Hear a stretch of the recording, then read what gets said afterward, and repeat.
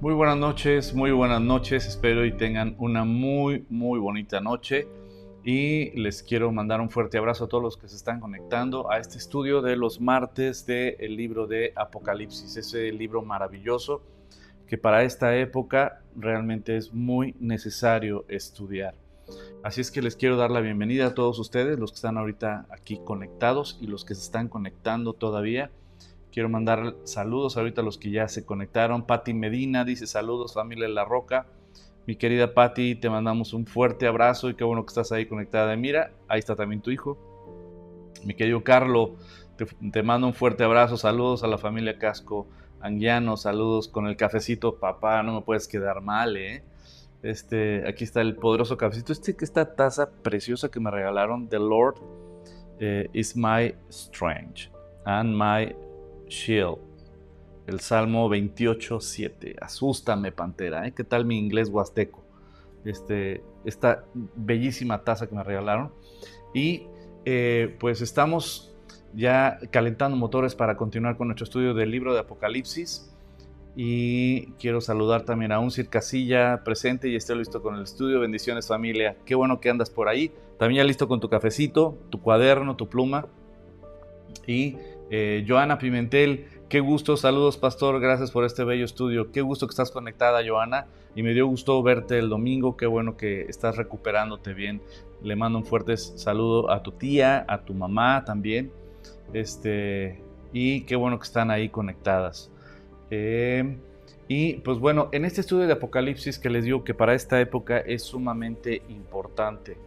Hay tantas cosas, tantas noticias en este mundo, tanto en lo global como en lo nacional, noticias que preocupan, noticias que te alertan, noticias que empiezas a ver cosas que nunca habíamos visto, ¿no? Y caminos que nunca habíamos visto en nuestro país y a nivel global también. Y cuando estudias el libro de Apocalipsis te das cuenta de que todo esto ya tiene un rumbo muy trazado. Y también eso nos da paz también. ¿Por qué? Porque sabemos que si todo este rumbo... Ah, caray, me veo grandote, ¿verdad? Si este rumbo ya está trazado y más escrito por el mismo Dios a través de esta revelación que le da al apóstol Juan y también al profeta Daniel, también al apóstol Mateo, ¿no? Al discípulo Mateo que escribió el Evangelio de Mateo, en todas estas revelaciones que Dios da, nos muestra nada más que Él está en control de absolutamente todo, así es que podemos estar tranquilos. Y por otro lado, pues sí, hay cosas fuertes que ya se está preparando para este gobierno global, del cual vamos a estudiar cuando lleguemos un poquito más adelante en el libro de Apocalipsis. Así es que, pues les mando un fuerte abrazo a todos los que están conectados, ahorita los que me están escribiendo por YouTube y por Facebook. ¿Y qué les parece si arrancamos ya nuestro estudio? Pues precioso Padre y Señor Todopoderoso, te damos gracias esta noche por tu palabra. Señor, yo te pido que abras nuestro entendimiento, que prepares nuestro corazón para poder entender tu palabra, Señor. Revélate a nosotros a través de tu palabra. Señor, ten misericordia de mí, tu siervo, Señor, y que pueda externar bien este mensaje que tienes para todos nosotros, Señor. Y gracias te doy por tu misericordia. Revélate, Señor Jesús, así como te revelaste en el capítulo 1 y te vas a revelar a lo largo de todo el libro de Apocalipsis, Señor.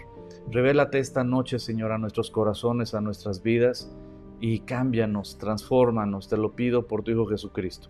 Amén. Pues vamos directo a nuestro estudio. Estamos en Apocalipsis capítulo 1. Vamos a dar un repaso a vista de águila, como decimos, para ir recordando todo el contexto del capítulo 1. Recordemos que el contexto lo es todo en la Biblia. Siempre que estudies la Biblia tienes que buscar el contexto. Siempre que estudies cualquier pasaje de la Biblia, tiene que estar respaldado ese versículo por muchos versículos más. Por eso, por lo general, yo hago mucha correlación bíblica para que veas que un solo mensaje en la Biblia está respaldado por muchos versículos a lo largo de toda la Biblia, donde nos encontramos que la Biblia explica a la Biblia interpreta a la Biblia. No es que el cristianismo o la Roca o el Pastor Hugo, etcétera, están interpretando la Biblia. No, es la Biblia la que se debe de interpretar a sí misma. Por lo tanto, es importante que partamos de aquí y vamos al contexto. Dice la revelación de Jesucristo. Esto ya lo hemos estado viendo. Algo que debemos de entender es que todo el libro de Apocalipsis se trata de Jesucristo revelándose a todos nosotros. Es la revelación de Jesucristo. Es ese velo que se abre, esa cortina que se mueve para revelarnos una obra de arte, para revelarnos algo que estaba detrás del velo. Y en este momento es cuando Apocalipsis revela la naturaleza, la identidad, el poder y la majestad de Jesucristo a través de este libro precisamente. O sea, todo el libro de Apocalipsis está centrado en Jesucristo. Sí vamos a tocar muchos temas, obvio toca temas... ¡Ay! Me hace falta cafeína. Toca temas de los últimos tiempos, toca temas del anticristo, del falso profeta, de la persecución, de la ira de Dios, de los sellos, de las copas. O sea, sí trata de todo eso. Pero realmente el corazón de todo el libro de Apocalipsis está centrado en Jesucristo. Esa es la respuesta real. Todo el libro de Apocalipsis, lo más importante es la revelación, cómo Cristo se muestra tal y como Él es, como lo vamos a ver en el capítulo 1. Y vamos a continuar. La palabra Apocalipsis es una palabra griega que significa en español revelación. Por eso cuando dices el libro de Apocalipsis, estás hablando del libro de revelación. ¿Y la revelación de qué? De Jesucristo, que Dios dio para manifestar a sus siervos. Como ya lo vimos también, no se va a manifestar a todo el mundo. Sí se va a manifestar a todo el mundo como lo hemos estado viendo, pero ya cuando es momento de el juicio contra el pecado. Como también hoy vamos a empezar a tocar ese tema. Pero como lo vimos precisamente en los capítulos anteriores, o más bien en los videos anteriores, que estuvimos hablando de la diferencia entre el arrebatamiento de la iglesia y también la segunda venida de Cristo. Es decir, el rapto de la iglesia o el arrebatamiento de la iglesia es un acontecimiento muy diferente a la segunda venida de Jesucristo. Uno es para salvación, el otro viene para juicio. Uno es en las nubes lo recibiremos, otro es Jesucristo pisará tierra otra vez y el monte se partirá en dos. Por lo tanto, son dos acontecimientos diferentes como ya lo estudiamos, ¿no? Tienen objetivos muy diferentes, tienen rasgos sumamente diferentes y entonces vemos que esta revelación de Dios es hacia sus hijos, hacia sus siervos. Y esto es triste. ¿Por qué? Porque llegó el momento donde se hace la separación entre ovejas y cabritos. Así es que dice la revelación de Jesucristo que Dios le dio para manifestar a sus siervos las cosas que deben de suceder pronto. La palabra pronto no significa que iba a ser de inmediato, sino que iba a ser súbitamente, que iba a ser de golpe, cuando se iba precisamente a ¿cómo se llama? A manifestar todo esto, que iba a empezar a acontecer todo esto de una manera brusca, de repente. Y es como Jesucristo siempre estuvo hablando precisamente sobre este tema. Estuvo diciendo nuestro Señor Jesucristo que estemos preparados porque en cualquier momento Él puede venir y puede literalmente venir por su iglesia, venir por su esposa y llevarnos más bien, primero Dios, llevarnos arriba con Él, ¿no? Entonces, por eso es sumamente importante que nosotros estemos siempre preparados, estemos listos para la venida de nuestro Señor Jesucristo, que no sea súbito para nosotros, sino que nosotros sepamos que estamos listos. Por eso dice las cosas que deben de suceder súbitamente o repentinamente o pronto, y la declaró enviándola por medio de su ángel a su siervo Juan, que ha dado testimonio de la palabra de Dios. Es decir, nuestro querido Juan, él siempre ha estado compartiendo e incluso estuvo exiliado en una isla, pero no era una isla así que dices, ay, pues me exilió en Hawái, ¿no? Pues qué bonito, no. Era una isla precisamente donde era una cárcel, donde había mucha sal que carcomía la piel, o sea, era un lugar también de tortura, y fue exiliado el apóstol Juan precisamente por estar dando testimonio de Jesucristo. Y dice del testimonio de Jesucristo y de todas las cosas que él ha visto. Y aquí hay una bendición para todos nosotros que estamos estudiando este maravilloso libro. Dice, bienaventurado el que lee y los que oyen las palabras de esta profecía y guardan las cosas en ella escritas, porque el tiempo está cerca. El tiempo está cerca, querida familia, y cada vez más y más y más cerca. Y como muchos de repente dicen, no, es que esto siempre se ha dicho toda la vida, desde que éramos niños, el Señor ya viene y el Señor ya viene. Pero en verdad, nunca estaba tan cerca como el día de hoy. Y además, antes no podían decir muchas cosas que eran posibles. Por ejemplo, cuando veamos aquí en el libro de Apocalipsis, en el tema de los dos testigos que Dios va a enviar, que ya lo estudiaremos más adelante en el libro de Apocalipsis, y estos dos testigos que Dios envía para predicar al mundo entero, que está completamente en tinieblas, y que el anticristo y el falso profeta van a asesinar, van a matar a estos dos testigos, y estos dos testigos quedarán colgados precisamente durante 3 días, me parece, y ya a detalle lo vamos a estudiar cuando lleguemos ahí. Pero algo que ahí dice precisamente es que todo el mundo iba a ver que iban a ser asesinados. Todo el mundo iba a estar observando precisamente que estaban muertos. Los dos testigos dice que estaban torturando, ¿cómo se llama? A todo el planeta Tierra con el Evangelio de Jesucristo. Ya a ese grado estaba en esa época de que escuchar el Evangelio de Jesucristo era una tortura. Y dice ahí que todo el mundo se gozaba y se mandaba regalos unos a otros, felicitándose y gozándose porque habían matado a estos dos fanáticos que estaban predicando el Evangelio de Jesucristo. Y esto era imposible antes. Hace algunos pocos años era imposible que en tiempo real, estén viendo en China o en África o en Canadá o en Brasil, en tiempo real estén viendo un mismo acontecimiento. Eso hace algunos años era imposible.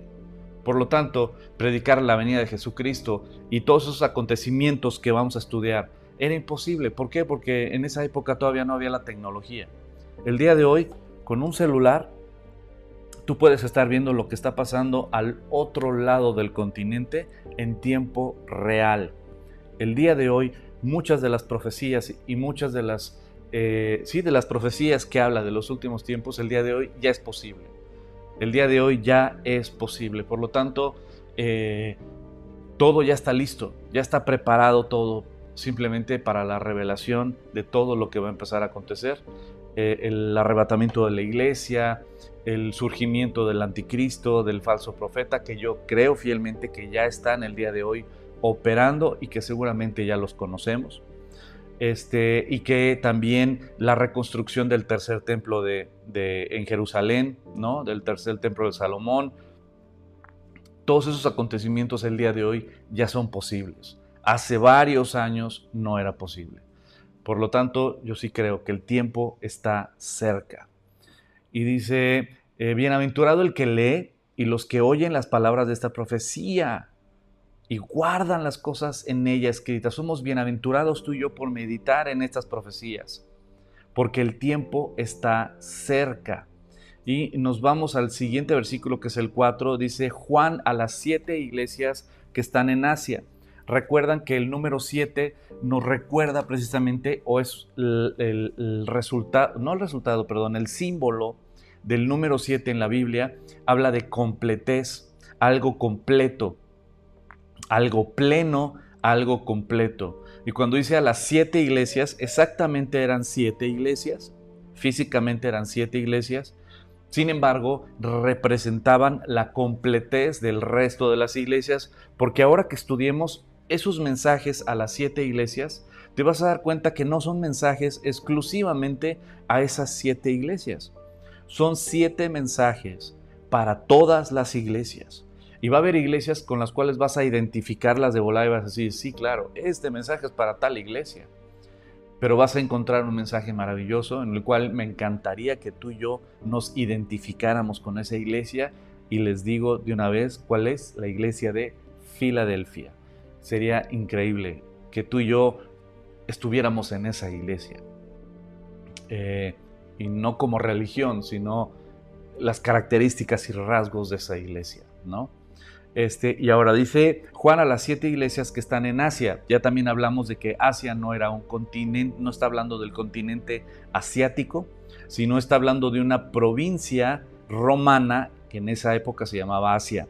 Y luego dice gracia y paz a vosotros. Y eso también ya lo vimos, gracia y paz. Primero, tienes que entender la gracia de Dios en tu vida. Lo primero que tú debes de entender es ¿qué es la gracia? La gracia es un regalo de Dios que no nos merecemos. Un regalo que tú y yo no merecemos, pero que Él, por su gran amor y misericordia, nos ha dado salvación gratis. Y nos ha dado el perdón de nuestros pecados gratis para todo aquel que cree. Y esto es algo maravilloso. Eso es la gracia de Dios. Y cuando entiendes la gracia de Dios derramada en esa cruz, mostrada en esa cruz, tú tienes ¿qué? Paz. Cuando sabes el amor de Dios, a qué grado te amó, que hasta estuvo dispuesto a entregar a su único Hijo para perdón de nuestros pecados. A ese grado Dios te amó, entonces tienes paz. Tienes paz cuando entiendes cuánto te amó Jesucristo, que se entregó a sí mismo por ti para salvarte. Y que su sacrificio en esa cruz es suficiente y completo para perdonar todos tus pecados y regalarte vida eterna. Eso es paz, entender la gracia. Por eso siempre vas a encontrar la palabra gracia antes que la palabra paz. Y dice gracia y paz a vosotros, del que es, del que era y del que ha de venir. Esta frase del que es, del que era y del que ha de venir se va a estar repitiendo a lo largo del libro de Apocalipsis y se refiere a la eternidad de Dios. Está hablando específicamente de Jesucristo y está diciendo que Él es el eterno.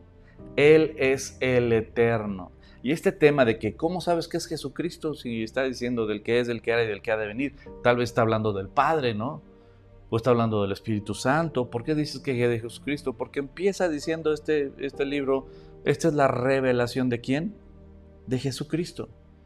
Y lo vamos a ver más a detalle y sin lugar a duda para nuestros queridos hermanos que todavía tienen algunas dudas, e inclusive para nuestros queridos amigos testigos de Jehová, para que vean quién es Jehová, el que es, el que era y el que ha de venir, el Todopoderoso, el Alfa y el Omega, el que vivo y estuvo muerto, pero ahora vive por los siglos de los siglos. Amén.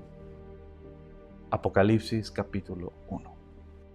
Así es que lo vamos a estudiar más a detalle, pero habla del que es, del que era y del que ha de venir. Está hablando del que está fuera del tiempo, el creador del tiempo, que está completamente fuera del tiempo, como el pastelero está fuera del pastel. Él creó el pastel, por lo tanto, el creador del universo, que es Dios, y ese creador del universo, Dios, Padre, Hijo y Espíritu Santo, siendo un solo Dios, Él creó el universo, y parte del universo es la materia, el espacio y adivina qué, el tiempo.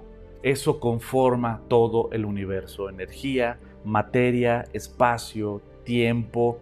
Y como Dios creó ese pastelito que se llama universo, conformado por materia, energía, espacio y tiempo, Él no está dentro del tiempo, Él está fuera del tiempo. Él creó el tiempo. Por eso en la Biblia se refiere a Él, o se autodefine también como Él es el que es, ¿no? Yo soy el que soy. Él es el eterno, el que no tiene principio y no tiene fin, el que siempre ha estado, el eterno. Y aparte aquí dice, y el que ha de venir. Y eso es algo que constantemente tenemos que estar recordándonos. Él va a regresar.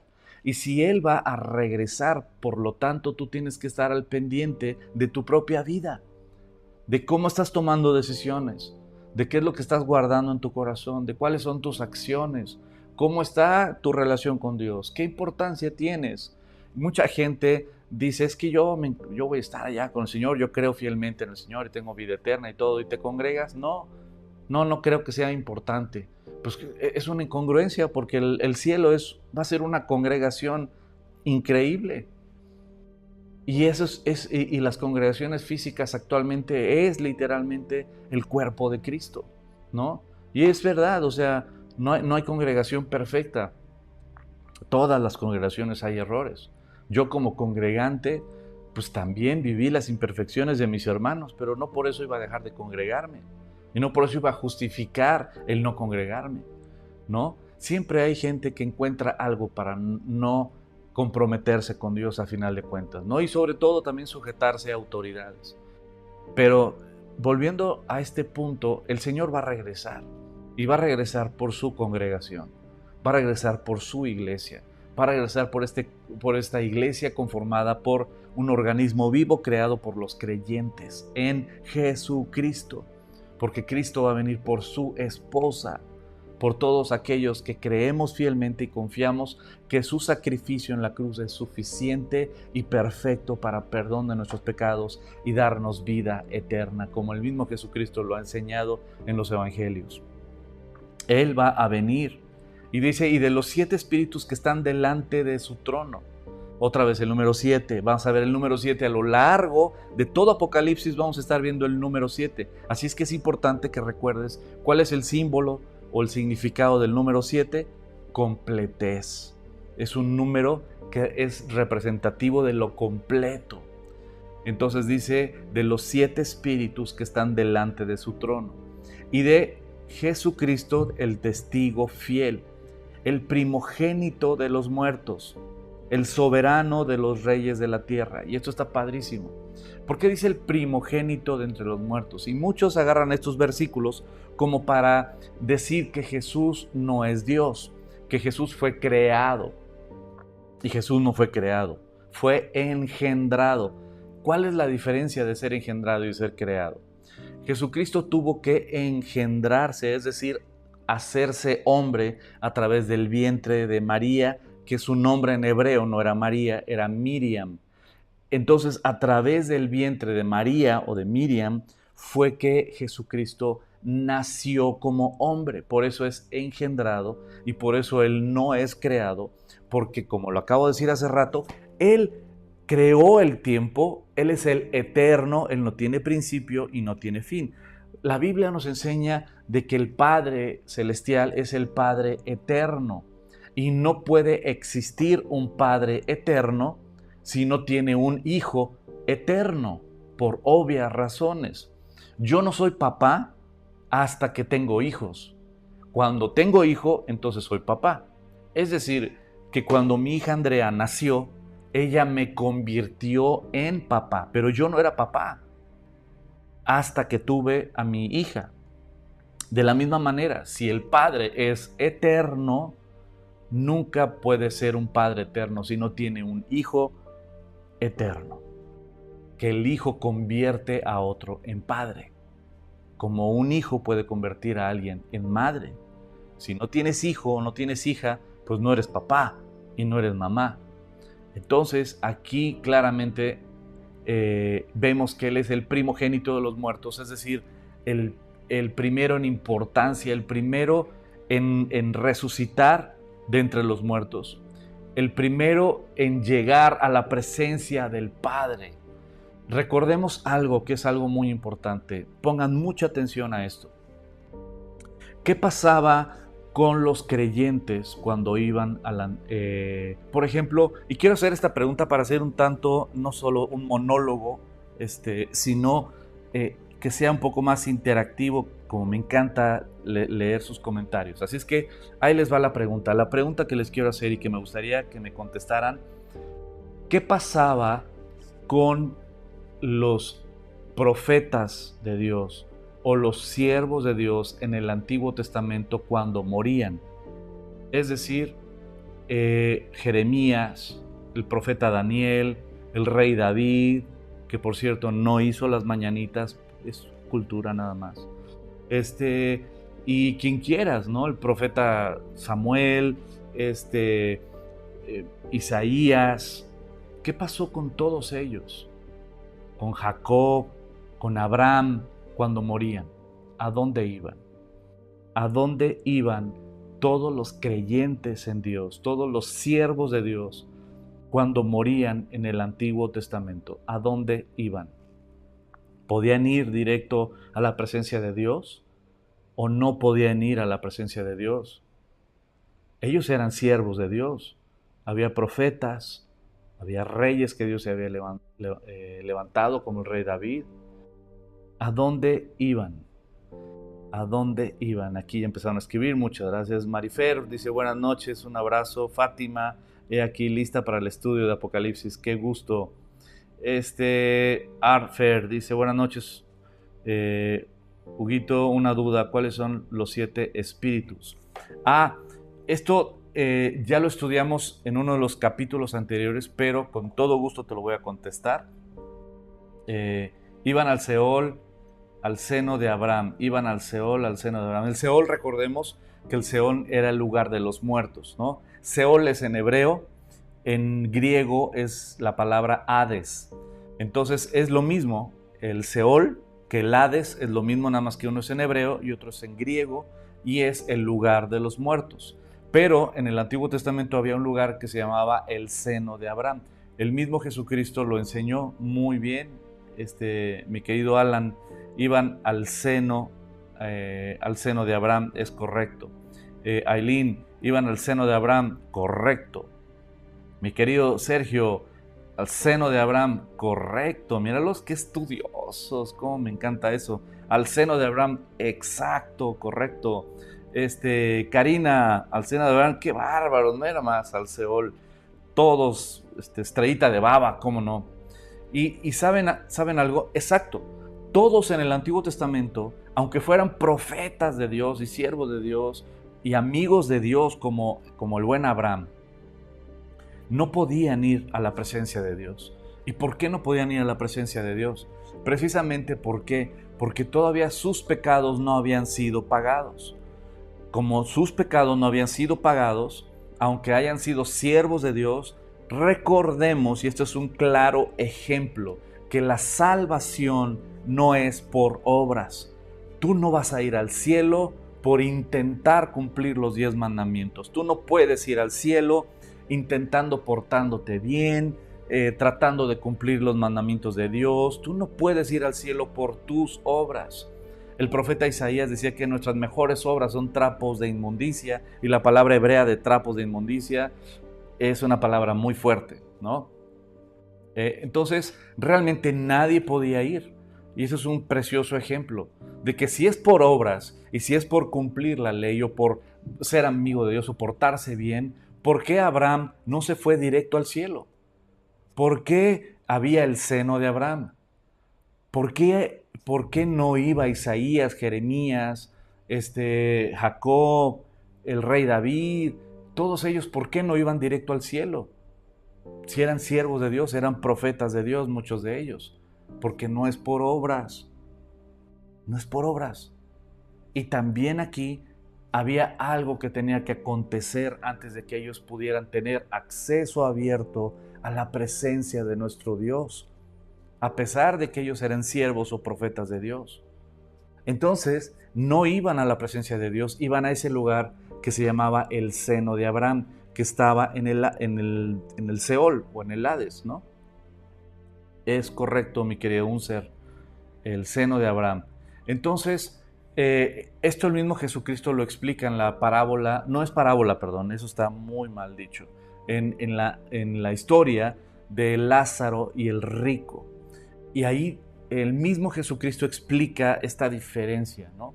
Ahora, Él es el primogénito de entre los muertos. ¿Por qué? Porque Él tenía que primero morir, recibir el castigo del pecado de todos, de todos, de todos, de todos. Y Jesús en la cruz está muriendo por los pecados de Abraham, de Isaac, de Jacob, del rey David, de Jeremías, de Moisés, de Josué, de Gedeón, de Isaías, del profeta Daniel, de Jonás. El pecado de todo el Antiguo Testamento. Jesús estaba muriendo en la cruz por el pecado de todos ellos, pero también por el pecado de todos sus discípulos, y por el pecado de toda la gente, de toda la humanidad, y por el pecado de todos nosotros en el futuro. Y me encanta primera de Juan capítulo 2, versículo 2, que habla precisamente de que Jesucristo no murió solo por nuestros pecados, sino murió por los pecados de todo el mundo. Por lo tanto, si nuestro Señor Jesucristo murió por los pecados de todo el mundo, Él primero tenía que presentarse delante del Padre, como en el libro de Hebreos lo describe de una manera impresionante y sumamente detallada. Es precisamente eso, que nuestro Señor Jesucristo primero tenía que morir por nosotros para cargar el pecado de todos, del Antiguo Testamento y todo, y Él ser el primero como hombre en cruzar y llegar a la presencia del Padre. Por eso es el primogénito, el primero en todo. Él resucitó de entre los muertos para nunca más morir. Cuando Jesús resucitó a Lázaro, Lázaro volvió a morir. Jesús murió, pero resucitó para nunca más morir, venciendo a la muerte. Y Él fue como el primero en llegar a la presencia del Padre y romper el listón para abrir la puerta para todos los que son de la fe en Cristo Jesús. Por eso Jesús en Juan capítulo 8 le decía a los fariseos, les decía, Abraham veía de mi día y se gozaba. Abraham sabía de ese día y él se gozaba, y ellos se enojaban. Decían, ¿cómo puedes decir eso? ¿Cómo puedes decir que Abraham veía eso y veía que iba a venir tu día y él se gozaba? Como si ni siquiera tiene 50 años, o no me acuerdo cuántos años le dijeron. Eso está en Juan capítulo 8. Precisamente porque siempre ha sido por fe y no por obras. Y por eso dice que Él es el primogénito de entre los muertos y el soberano de los reyes de la tierra. Amén. Él es el Rey de reyes y Señor de señores. Cuando lleguemos al capítulo 5 de Apocalipsis, ahí te encargo, es uno de mis capítulos favoritos. Es delicioso ese capítulo, porque vas a ver a nuestro Señor Jesucristo con poder, con autoridad sobre todo y sobre todos. Y esa autoridad que el Padre le dio, como el apóstol Pablo lo describe en Filipenses, ¿se acuerdan?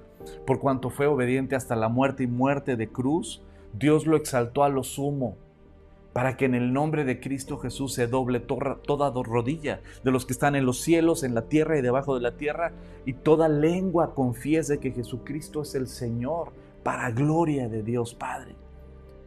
Él es el que tiene todo poder y toda autoridad, es el Rey de reyes y Señor de señores. Y ahora viene algo maravilloso, dice, al que nos amó, hablando de Jesucristo, al que nos amó. Y después dice, y nos lavó de nuestros pecados con su sangre. Y aquí lo quise hacer muy gráfico. Bueno, lo hice muy gráfico.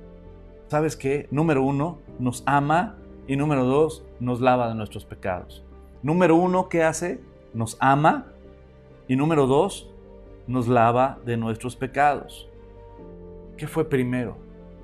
¿Que te haya perdonado de tus pecados o que literalmente se haya revelado a ti en su sacrificio para que puedas entender su sacrificio? ¿Qué fue primero? ¿Su amor o el lavarnos de nuestro pecado? Ayer, ¿sí es ayer? ¿Hoy qué día es? Martes. Hoy es martes. Sí, ayer en el estudio de Machines estamos estudiando el libro de Romanos, que es un libro maravilloso.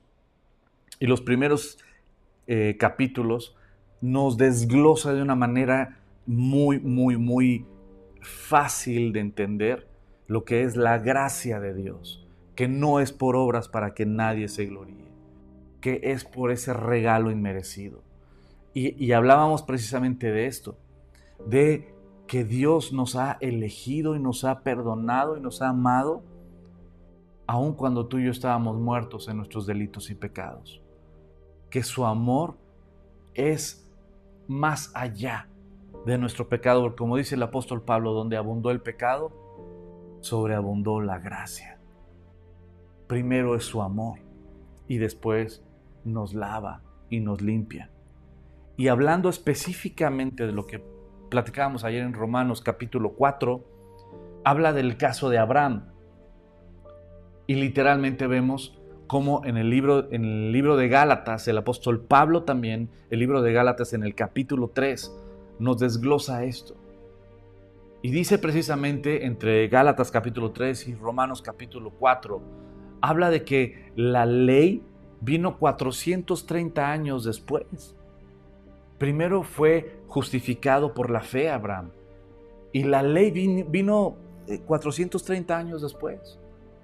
Ahora, ¿qué es lo que pasa también en nuestras vidas como creyentes? Primero, somos rescatados. Primero, vemos esa gran necesidad de un Salvador. Entendemos la cruz, creemos en esa cruz.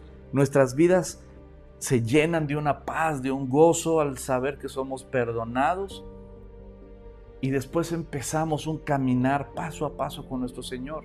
Y mientras más vamos caminando con el Señor y vamos entendiendo y meditando en la palabra de Dios, Dios empieza a purificar nuestra mente, nuestra boca, nuestras acciones, nuestras reacciones, nuestras amistades, nuestros ambientes. En pocas palabras, Dios empieza a hacer una obra y a limpiarnos. No es primero de que, ¿sabes qué? Primero antes de venir a Cristo, tú tienes que enderezar tu vida y después vienes a Cristo. No es así. Tú y yo venimos a Cristo con orgullo, con soberbia, con mentiras, tal vez con relaciones prohibidas, tal vez con negocios ilícitos, yo no sé, con adicciones, con pleitos o broncas matrimoniales o familiares. Yo no sé cómo hayas llegado tú. Pero primero llegamos tal y como estamos, tal y como somos, con pecado, con rebeldía, con indiferencia, con ignorancia, con un chorro de cosas, con resentimiento, con orgullo, con coraje, con envidias. Llegamos así a Cristo. Y cuando Él nos toma y nos perdona y nos limpia y entendemos lo que sucedió en esa cruz, entonces empieza Dios a través de su Espíritu Santo y su preciosa palabra, empieza a traer una nueva vida a nosotros. Empieza a corregir nuestro rumbo, empieza a dirigir nuestros pasos, empieza a limpiar nuestra boca, nuestras amistades, nuestro comportamiento, nuestro entorno, empieza a cambiar nuestra vida completamente. Por eso primero Él nos ama. En la cruz primero Él nos amó y después nos limpia. Y yo sé que hay algunas doctrinas bastante populares por ahí que dicen que Dios odia al pecador. Y es cierto, o sea, la Biblia enseña que Dios aborrece el pecado y aborrece al pecador. Pero la Biblia enseña que Dios ama al pecador. ¿Cómo puedes empatar esto? ¿Cómo puedes empatar el juicio de Dios contra el pecado y el pecador? ¿Y cómo puedes casarlo con el amor y la misericordia al pecador? Solo hay un lugar donde estas dos se reúnen y se besan, y es en la cruz de Cristo. En la cruz de Cristo te muestra el odio y el castigo y la ira de Dios sobre el pecado de la humanidad. Pero también ahí te muestra el amor, la misericordia, la benignidad, el buscar reconciliar Dios a sí mismo con una humanidad pecadora y caída. Por eso cuando alguien dice que Dios ama al pecador, habrá algunos que se rasgan las vestiduras y dirán: no, no es cierto, falsa doctrina, porque Dios odia al pecador, no lo ama. Pues entonces vamos a leer lo que dice la Biblia. El que nos amó, primero nos amó y después nos lavó de nuestros pecados con su sangre. Vamos a leer algunos versículos. Primera de Juan, capítulo 4, versículo 10. En esto consiste el amor, no en que nosotros hayamos sido perfectos, hayamos amado a Dios, sino que Él nos amó a nosotros y envió a su Hijo en pago por nuestros pecados. Él nos amó cuando tú y yo estábamos en pecado. Romanos capítulo 5, versículo 6. Porque Cristo, aún estando cuando éramos débiles, a su tiempo murió ¿por quiénes? Por los impíos, por los pecadores. Ciertamente apenas morirá alguno por un justo. Con todo pudiera ser que alguno osara morir por el bueno. Y aquí viene el versículo contundente. Mas Dios muestra su amor. ¿Qué muestra? Su amor para con nosotros. Que siendo aún pecadores, Cristo murió por nosotros. Dios amando al pecador, mostrando su amor para con nosotros, que siendo aún pecadores, Cristo murió por nosotros. Para todos aquellos que quieren abrazar eso de que Dios odia al pecador, que les vaya bien. Pero sabes que yo veo claramente en la Biblia que Dios ama al pecador. Y no significa que Dios ame el pecado. Y no significa que Dios ame lo que uno en el pecado está haciendo. No, somos abominables ante los ojos de Dios. Pero aún ahí, ese es el amor. El amor no es un sentimiento, por eso no entendemos el concepto. El amor es una decisión. Y Dios decidió salvarnos. Dios decidió perdonarnos a pesar de que éramos abominables. Dios decidió entregarse por nosotros, entregar lo que más amaba, a su Hijo Jesucristo, por todos nosotros. Por eso tenemos que entender que sí, Cristo nos amó aún siendo pecadores, que el Padre nos amó aún siendo pecadores, porque el amor es una decisión. Que Juan capítulo 3, versículo 16 es obvio, porque de tal manera amó Dios al mundo que siendo aún pecadores, Él entregó a su único Hijo para que todo aquel que en Él cree no se pierda, mas tenga vida eterna. Romanos capítulo 3, versículos 23 y 24. Que todos estamos destinados a estar apartados de Dios, que nadie puede estar en la presencia de Dios. ¿Por qué? Porque todos nos desviamos, todos nos descarriamos, porque todos somos abominables ante Él por nuestro pecado. Sin embargo, a pesar de lo que somos, Él decidió amarnos, decidió perdonarnos, decidió entregar a su único Hijo para salvarnos. Romanos 3, 23 y 24 está claro y contundente. Que siendo pecadores, que estando destituidos de la gracia de Dios por nuestro cochino pecado, Él nos amó y nos dio vida eterna en su Hijo Jesucristo, el perdón de pecados. Por eso primero nos ama y después nos va limpiando, nos va purificando, nos va santificando, nos va corrigiendo. Como dice Romanos también capítulo 12, ¿no? Versículos 1 y 2. Presenta tu cuerpo en sacrificio vivo y santo, porque ese es nuestro culto racional. O sea, ¿quieres saber cuál es la buena voluntad de Dios, agradable y perfecta en tu vida? No te amalgames a este mundo. No te dejes amalgamar por este mundo, pero muere a ti. Ahora, continuando con Apocalipsis capítulo 1, versículo 6, y nos hizo reyes y sacerdotes para Dios su Padre. A Él sea la gloria, el imperio y los siglos de los siglos. Amén. Pero ¿qué significa que nos hizo reyes y sacerdotes? ¿Qué significa eso? Para empezar, en el Antiguo Testamento estaba prohibido. En el Antiguo Testamento o eras elegido como sacerdote a través de esa descendencia, ¿no?, de los levitas, de Aarón, también la descendencia de Aarón, o eras rey, pero no podías ser los dos. No podías ser rey y sacerdote, o no podías ser sacerdote y rey. No podías. O tu ascendencia te marcaba que eras uno, o tu ascendencia te marcaba que eras otro. Pero no podías ser los dos. E inclusive hubo un rey que quiso hacer las actividades del sacerdocio y le fue como en feria. Dios lo castiga con lepra. Como lo voy a leer rápidamente por cuestión del horario, me voy a ir un poco más rápido. Dice Segunda de Crónicas, capítulo 26, versículo 16. Dice, mas cuando ya era fuerte, hablando del rey, su corazón se enalteció para su ruina, porque se rebeló contra Jehová su Dios, entrando en el templo de Jehová para quemar incienso en el altar del incienso. Y entró tras él el sacerdote Azarías, y con él 80 sacerdotes de Jehová, varones valientes.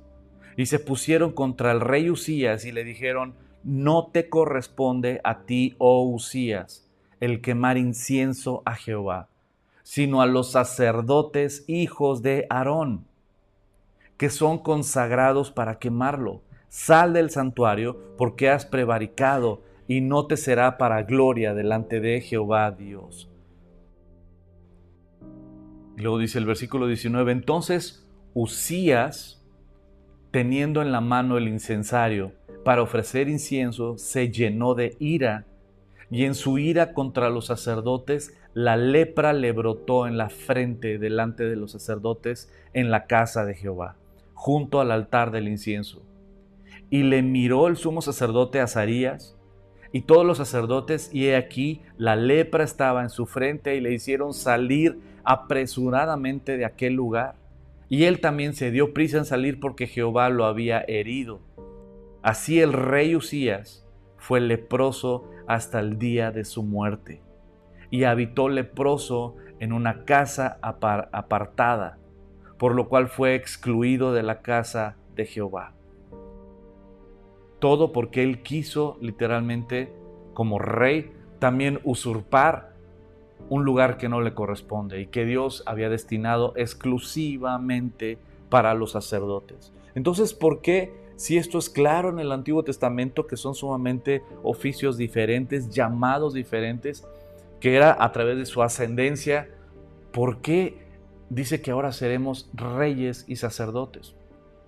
Esta respuesta está maravillosa. Precisamente está en Melquisedec. Melquisedec, ahora el sacerdocio que heredamos, es precisamente el sacerdocio conforme no a los levitas del antiguo pacto, sino conforme al nuevo pacto, y esto es a través del sacerdocio de Melquisedec. Y cuando tú lees Hebreos capítulo 7, cuando lees en Génesis, habla claramente, nos encontramos que él es rey y sacerdote, como lo vemos aquí en Hebreos capítulo 7.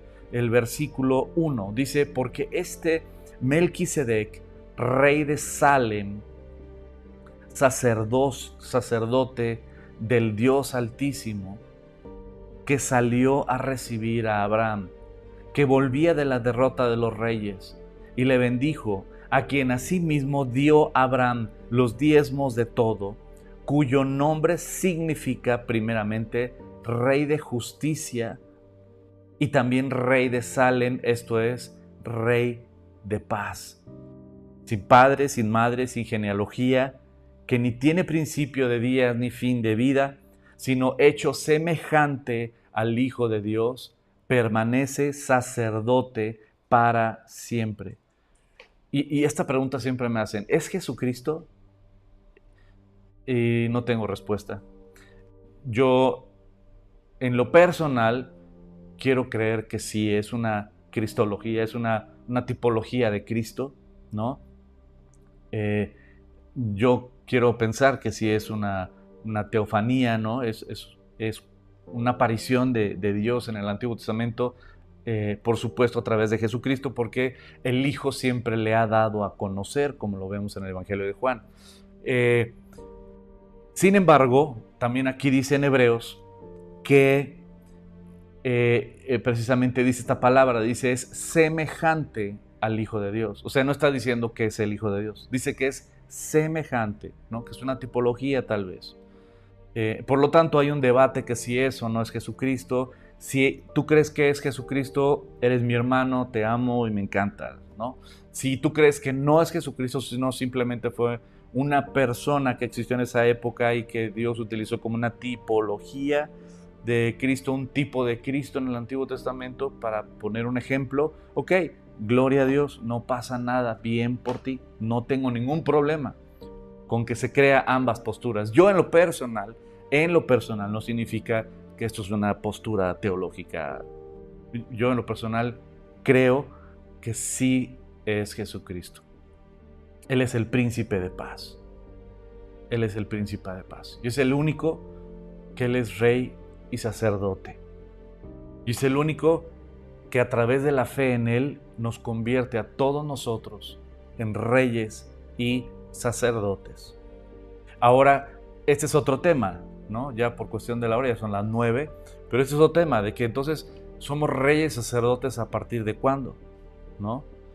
Algo que sí es real, en el milenio vamos a ser reyes y sacerdotes, eso sí es real, ¿no? En el milenio, cuando regresemos con Jesucristo a la tierra a reinar por 1000 años, después de las bodas del Cordero allá arriba, y que regresemos, como lo vamos a estudiar después de Apocalipsis capítulo 19, vamos a ver que empieza el milenio y aquí vamos a reinar y seremos reyes y sacerdotes tal cual como lo dice. En el milenio no hay duda alguna, ¿no? Y vamos a regresar todos, salvo mi querida Maru. Ella dijo que no regresa aquí a la tierra, que está bien fea y que ella prefiere quedarse ahí arriba. Y para mí que yo también, ella es mujer astuta y sabia, yo creo que yo me quedo con ella también, porque aquí está re feo. Y aventarte 1000 años aquí, Dios mío, si llevo 51 y digo ya vámonos, imagínate 1000, pero bueno, será con otro cuerpo, etcétera. Luego platicamos de ese tema. Pero el punto es que a través de ese sacerdocio de Jesucristo, que es el sacerdote de Melquisedec, seremos reyes y sacerdotes. Jesucristo es el príncipe de paz.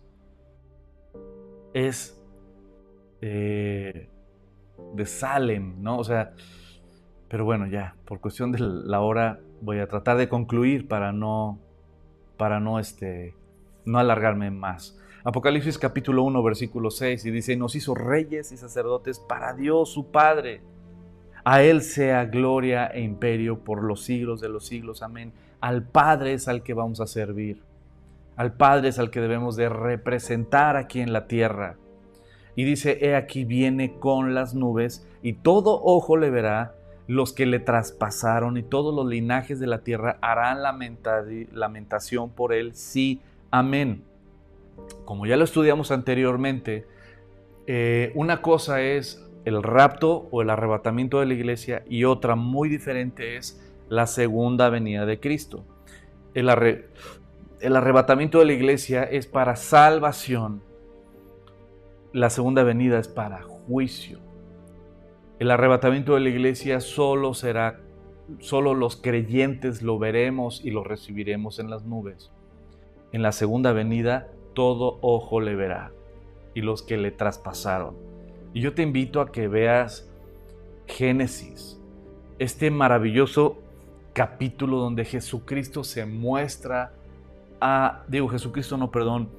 esta tipología de Jesucristo en el Antiguo Testamento, que es con José, el hijo de Jacob, que él está reinando en Egipto como gobernador de Egipto, y que sus hermanos no lo reconocen, porque para los hermanos veían a José y no lo veían como un hijo de Jacob, no lo veían como parte de su pueblo.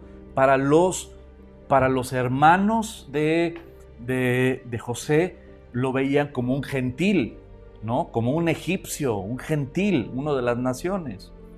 Es exactamente igual el día de hoy. El día de hoy, para el pueblo judío, que tienen ese velo sobre Jesucristo, no pueden distinguir a Jesucristo. Y para el pueblo hebreo, para el pueblo judío, hablar de Jesucristo o de Yeshua es un tema de gentiles, no es un tema de judíos, no es de nuestro pueblo. Inclusive un judío mesiánico, pero judío, que se convirtió a Jesucristo, él decía, para mí, mi primer sorpresa fue que Jesús en verdad era judío. Él era judío y nosotros así como que, ¿what? Pues claro que era judío, por supuesto.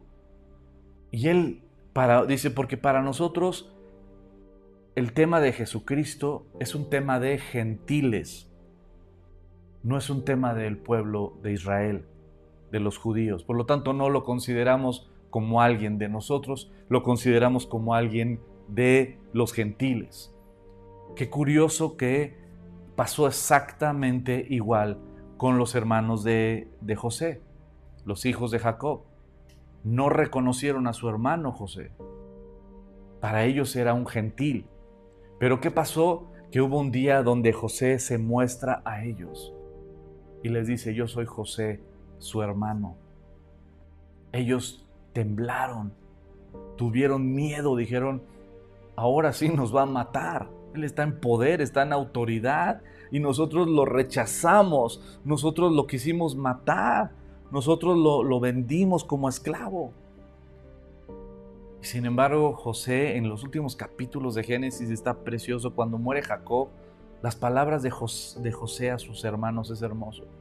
Y les dice, no tengan miedo. Todo esto fue plan de Dios para salvarlos. Ahora, el tema de José es maravilloso cuando estudias Génesis. Los invito a que no se pierdan Génesis los jueves. ¿Por qué? Porque fíjate nada más, José estando en Egipto, ¿él a quién salvó? ¿Salvó nada más a su pueblo? Porque sí salvó a su pueblo de la hambruna. ¿Te acuerdas que hubo 7 años de prosperidad donde José le revela al faraón, tienes que construir y albergar toda la comida que puedas porque vienen 7 años de vacas flacas, 7 años de hambre, de pobreza en todo el territorio? Y el faraón le escucha, le obedece, y en la época de prosperidad amontonan grano y amontonan en almacenes gigantescos, y cuando viene el hambre, el pueblo de Egipto se enriquece, se vuelve sumamente rico y poderoso. ¿Por qué? Porque José los salvó a los gentiles, al pueblo egipcio. Porque si no hubieran escuchado a José, el pueblo egipcio hubiera caído en pobreza, en hambruna, como todas las naciones alrededor. Sin embargo, José salvó también a los gentiles y salvó a sus hermanos y a su padre, al pueblo de Israel. Lo salvó José, pero también salvó al pueblo egipcio. Vemos en Cristo cómo salva a su pueblo Israel, a los judíos, pero también nos ha salvado a nosotros, los de las naciones, a los gentiles. Por eso este paralelismo de José con Jesucristo es precioso, es increíble. Es increíble. Yo te invito a que lo estudies, lo medites. ¿Y por qué les cuento todo esto? Dice, nos hizo reyes, sacerdotes para Dios, para su Padre, a Él sea la gloria y el imperio por los siglos de los siglos. Amén. Y aquí viene con las nubes y todo ojo le verá, exacto. Porque en la segunda venida de Jesucristo todo ojo le verá, todo el mundo le verá. No será como el rapto de la iglesia, el arrebatamiento, no. Aquí Él vendrá, se pondrá sus pies en el monte y el monte se abrirá, se partirá en dos y todo ojo le verá, y los que le traspasaron y todos los linajes de la tierra harán lamentación por Él, sí, amén. Les dará frío al ver que el Rey de Reyes, Señor de Señores, vendrá a la tierra otra vez como Él lo prometió. En Daniel capítulo 7, a mí me encanta el profeta Daniel. Está espectacular. No te pierdas leer, estudiar el libro de Daniel. Es cortito, pero está lleno de información increíble, que también va a haber mucha correlación a lo largo del libro de Apocalipsis con el libro de Daniel. Pero en el capítulo 7, el versículo 13 dice, miraba yo en visión de noche, he aquí con las nubes del cielo, veía a uno como hijo de hombre. ¿Te acuerdas que ese es uno de los títulos que se le da al Mesías, al Cristo, el hijo de hombre? Entonces está hablando de Jesucristo que vino hasta el anciano de días, que sabemos tú y yo que es el Padre eterno. Y le hicieron acercarse delante de él y le fue dado dominio, gloria y reino para que todos los pueblos, naciones y lenguas le sirvieran. Su dominio es dominio eterno y nunca pasará, y su reino es uno que no será destruido. Hablando de la autoridad, del poder, de la majestad del Hijo de Dios, y todos los pueblos, lenguas y naciones le van a servir a nuestro Señor Jesucristo. Y concluimos otra vez leyendo el versículo 7. He aquí que viene con las nubes, y todo ojo le verá, y los que le traspasaron, y todos los linajes de la tierra harán lamentación por él. Sí, amén. Sabes que Él viene otra vez con las nubes. Él va a regresar. Amada familia, no te equivoques. Él va a venir. No te equivoques. Él va a venir. Él va a venir. No te equivoques. Él sí va a venir. La pregunta es, cuando Él venga, ¿cómo te va a encontrar? ¿Dónde te va a encontrar? ¿Qué encontrará en tu corazón? ¿Cómo has administrado todo lo que Dios te ha dado? Tu familia, tus talentos, tus habilidades, tu influencia sobre la gente, tus contactos, tus recursos económicos. Todo eso es tuyo y para ti y para tu gloria. ¿O qué cuentas entregaremos al Rey de Reyes y Señor de Señores ahora que Él venga? Porque no te equivoques, Él va a venir y va a pedir cuentas. Ahora, nosotros como hijos de Él, ciertamente dicen, no va a ser para condenación. Claro que no. La salvación es gratis, no por nuestras obras. Pero sí hay algo que la palabra de Dios enseña, que es el tribunal de Cristo, donde todas nuestras obras y todo lo que hagamos y decimos y todo eso será literalmente puesto a prueba. Y qué triste sería que todas nuestras obras y todo lo que hacemos se desvanezca así como hojarasca ante el fuego de la prueba. Pero qué precioso sería que todo lo que hemos hecho y hagamos para el Señor, dice la palabra de Dios, que de Él obtendremos la recompensa. Y que todo lo que hagamos para el Señor no es en vano. Así es que alentaos unos a otros. El Señor viene, no lo dudes. Y pues vamos a dejarle hasta aquí. Nos quedamos en el versículo 7, si no me equivoco. Hasta el versículo 7 nos quedamos. Exacto, hasta el versículo 7 nos quedamos. Y primero Dios, si Dios me presta vida y nos permite estar todavía aquí, el próximo martes continuamos en el versículo 8 de Apocalipsis capítulo 1. Quiero saludar a todos nuestros amigos que se han estado conectando. Les mando un fuerte abrazo a todos. Doctor Painberg, qué gusto que andas ahí. Te mando un fuerte abrazo. Y mi querido José Painberg también te mando un fuerte abrazo. Y Gabriel Herrera dice, no subían al cielo porque todavía Jesús no había subido al cielo y tenía que hacer cautivo el pecado. Por eso dice que es el primogénito entre los muertos. Así es, mi querido Gabriel. Te mando un fuerte abrazo. Se llevó cautiva la cautividad. Eso es todo. Mi querido doctor Painberg, buenas noches. Bendición. Bendecido estudio. Un abrazote. Rafaela Bautista. Mi querida Rafita, muy rico las enchiladas, ¿verdad, amor? Unas enchiladas de lujo, ¿eh? Ahí se las recomiendo. Ahí se las doy a desear a todos los demás. Muy ricas las enchiladas. Muchas gracias, Rafita. Mi querido José Painberg, qué bueno que estás conectado. Segunda de Tesalonicenses 1, versículos 6 y 7. Él viene. Así es, mi querido doctor. Y pues qué padre, ¿no? Que nuestro Señor va a venir y que nos agarre chambeando. Pues querida familia, gracias por haber estado con nosotros esta noche para estar estudiando Apocalipsis. Gracias a Dios ya avanzamos hasta el versículo 7. Yes, ahí vamos, ahí vamos. Y primero Dios, continuamos en el versículo 8. El próximo martes, si Dios no ha regresado por nosotros y Dios nos presta vida, nos veríamos para el capítulo 1, versículo 8. Dice: adiós a todos, familia, bendiciones a todos. Un fuerte abrazo, mi querido Unser, y que la gracia y la misericordia de Dios los acompañe. Querida familia, ha sido un placer para mí estar con ustedes esta noche. Que Dios los bendiga, coman frutas y verduras, descansen, duerman rico, mañana levántense con mucha energía. Gracias por el estudio, dice mi querida Normita, te mando un fuerte abrazo, Normita, qué bueno que estás conectada. Pues tengan muy buenas noches, que cenen delicioso, y si cenan demasiado delicioso, nos invitan.